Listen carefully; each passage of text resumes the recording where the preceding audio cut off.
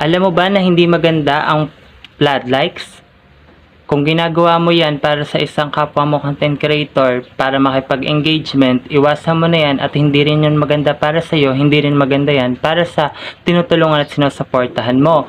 Dapat ang gawin mo, wag mong i-flood likes ang sunod-sunod na halos wala mo lang pagitang segundo dahil merong algorithm si Facebook Analytics na nakikita talaga ni Meta kung gaano ka ba tumagal muna dun sa isang post ng isang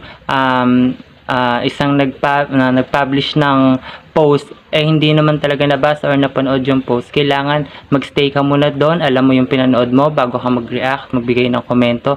Hindi yung isang iglap lang nakapag-heart ka na agad lahat-lahat ng post. Kailangan nagstay ka muna doon sa may post niya or nabasa mo man lang or napanood mo man lang na sa ganun, alam mo din yung i-komento mo. Kasi